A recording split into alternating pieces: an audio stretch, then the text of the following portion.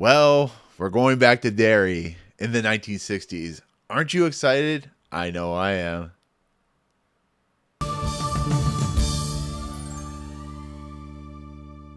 What's going on, everyone? Welcome to Movie Emporium's TV review of the HBO original series, Welcome to Derry. This will follow the very first episode of season 1, which is called The Pilot, and is directed by Andy Muschietti. Okay, so we're back in the Andy Muschietti rebooted world of course, the Uber novel from Stephen King.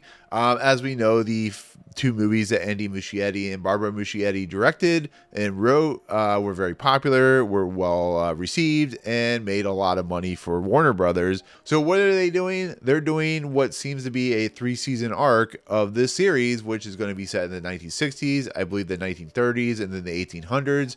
So they're going backwards, which is a really interesting take. And of course, as we know, if you've read the novel, this prequel season is set in what was the original book era of the 1960s. So it's really interesting to see going back to what Stephen King originally wrote in, which was his kids in the 1960s and stuff like that. And then the actual story that the adults were set in was the 1980s. So it's a really interesting way to kind of go backwards, but kind of set it modern and stuff like that. So there you go. But with that said, this was quite the way to open an episode. This is quite a first episode for a series because the Andy Muschietti and I think is Jason Fuchs and Barbara Muschietti do not hold anything back. I will say, as kind of starting out my review of this, of this season, I am a huge It fan. Just to let you know, out of the respects, I love the book. It's one of my favorite books of all time. I will say that this first episode struggles with some parts, but for the most part, it's pretty successful. It has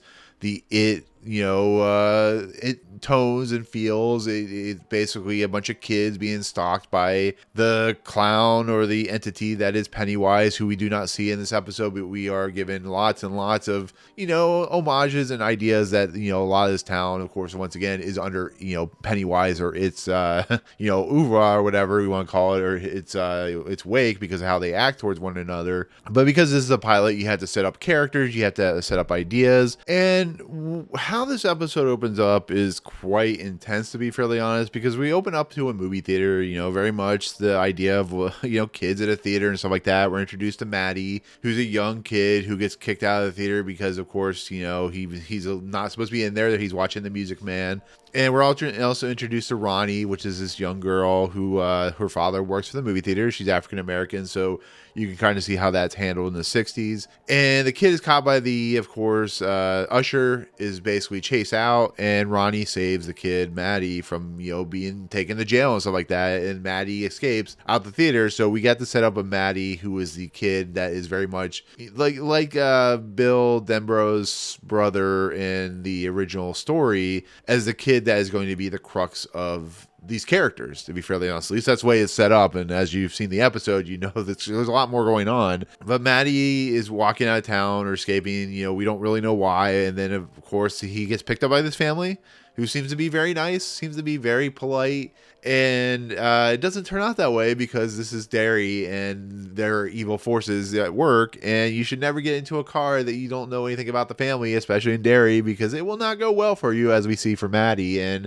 the reason I talk about this episode from point to point is because this is a very intense opening for a TV series, because it's very bloody, it's very gory, it's very violent, it's very disturbing. It is what Pennywise, or what the entity that is is known for doing, which is psychological horror on the elements. It's a demon that feeds off fear, and feeds off hate. It's very much like looking into World War II and stuff like that. It's just what it is. And we get the sense that there's something off about this family, and they start doing like spelling bees, and they start doing all kinds of stuff. And Maddie's sitting next to this girl who pulls out liver and starts putting her fingers into the liver, blood and stuff like that. It's human liver. Tries to get Maddie to smell it, and Maddie realizes that there's something off, and then that's when all hell breaks loose. And it becomes quite something when the demon baby is born out of the mother, and it's very graphically done, and blood, and like I said, the young kid has the eye look of course, Pennywise, and then like Maddie is just tortured, and then the demon baby is born and attacks Maddie, and that's when we see, because Maddie is still sucking on a pacifier, because you could tell he is not been well. He either never had a family or it's his like life, his binky in a lot of ways, his like special toy that keeps him safe, and the demon baby kills him. And we don't see him get killed, but we see the demon baby attack Maddie, and then that's when we get the opening credits, and it's pretty gruesome. It really is. It's pretty graphic, and it really sets the tone for what Andy Muschietti and Jason Fuchs and Barbara Muschietti are going for, which is not to keep it safe, not to keep it safe at all. And it as a story has never been safe. It's always penalized kids for being kids. And it's always willing to put them in harm's way. But before we get into the kid stuff, because that really is the most interesting stuff of this episode in the story so far, we are introduced to Air Force Airmen. We're introduced to Jovan Adepo's Hanlon character, General Shaw, played by James Remar. He, of course, Hanlon has a friend, and actually Dick Halloran's in this episode. You don't really know much about him, but he is one of the airmen, and I don't remember if he was an airman or whatever in the military in The Shining, but it's really interesting to have Dick Halloran in this story. But I don't know how I feel about this right now. It's the first episode, so I'm going to give it a little bit of leeway on what it's trying to do, but there's a naval air base. There is a test experiment going on in the naval air base, or the air base or whatever, that we don't know about. We're just introduced to these two characters, and they are kind of being picked on by other people because Hanlon's black, and why is a black man, a pilot and stuff like that. There's a scene later on in the episode where he gets attacked by people in scuba gear, and they want the schematics for the plane. I don't know why this is in here. It doesn't feel like it needs to be in here. It feels like they need to add story, but I'm not saying it's bad. I gotta wait to see where it goes, because Jovan Adepo was in Overlord, which I really liked that movie a lot. It was actually one of my favorite movies that year. It was like one of the first movies I ever did a review for. It's just a lot of weirdness about what exactly does it have to do. What are they experimenting on? Because it's not fully explained, but what is this storyline going to entail? And I think it's going to be interesting. I just don't think it's very interesting right now. I don't think there's as much. It kind of takes down the episode, to be fairly honest, because you have to set up the kids more than anything, because they're the more interesting stuff. But having, like I said, Jovan Adepo and Chad Rook, who's I think is his friend or something like that, and being attacked and almost being killed, it could lead to something very interesting, to be fairly honest, but I don't know what it is at the moment. So we'll see how that plays out. Like I said, Jovan Adepo is fun to watch in this, and I'm assuming his character has more because Taylor Page, I'm reading from IMDb, Taylor Page plays his wife apparently, or at least somebody like his sister or whatever. So we'll see how that plays out. But there's not really much there. It's just a lot of leaning into the military and Derry, and is there some corruption going on, and is there some forces beyond? Are they experimenting? Is this getting to like the mist territory? Is it like, what are they experimenting on? Do they have the chud or whatever in their capture? I don't know. We'll see how it plays out. It could be like something like, let's say, leaning to the mist, or it could just allow us to get some new information on Dick Halloran. I don't know. So we'll see where that goes. But that's the military stuff. Like I said, there's stuff there, but it's just not very interesting, so it does take down the episode a little bit. But the real meat of this episode is we're introduced to Lily, who of course is played by Clara Stack. She's very similar to Sophia Lillis's character Bev in it, where she's kind of looked down upon. She's kind of be considered a freak. I think there's a character that she's friends with named Maddie, or whatever her name is, who really is somebody that doesn't respect her, and she's made fun of, and her father was killed in a pickle factory, and she's tortured by that because this town is full of hate and anger and just malice, and they pick on her. And as we learn, her and Maddie were friends. And of course Teddy, who's the Mikkal character, Karim-Fidler, and Phil, who's a Jack Legault character, we're also friends with Maddie, and there was a connection. She tells a story about how her father was killed, and it feels like another, Pennywise It situation, and it was very graphic, and he was killed in the machinery of the pickle factory and stuff like that. And she's a really interesting character. Once again, the issue with her character, and at least through the episode until the very end, is she feels very much like Bev, where she feels like she's just going to be picked on through the entire episode, and she's going to lose friends. But luckily she comes across, once again, she has the history with Maddie, where they switch little tokens. So she gets the turtle, which is for good luck, and he gets a rocket or whatever and stuff like that. But it all leads to these individuals meeting, and you think this is going to be like the core group of the entire series. You're going to be Phil and Teddy, which I don't know why he's called Terry in the IMDb. It might be a mistake. But Teddy and Lily, and then eventually Susie, who's this young precocious girl. I don't know if she's like the sister of one of these characters or whatever. And of course, Ronnie, who was, like I said, from the earlier the episode. But they're investigating this situation. Of course, Lily is attacked, not really attacked by, she's stalked by what she thinks is Maddie in the bathtub. Like the little fingers come out and stuff like that. And it sounds like Maddie's singing a song. And then, of course, Ronnie hears the same song. They look into the fish, the microfiche, and they see the story about Maddie's character.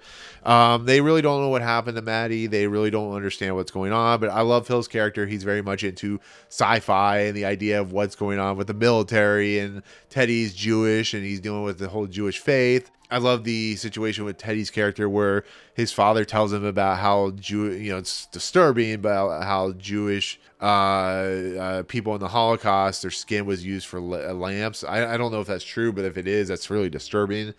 And then we see that lamp turn into a bunch of Jewish faces, like a bunch of faces from the Holocaust, and attack him. So it's a really scary moment, to be fairly honest. There's some really unsettling moments when it comes to that, like I said at the beginning.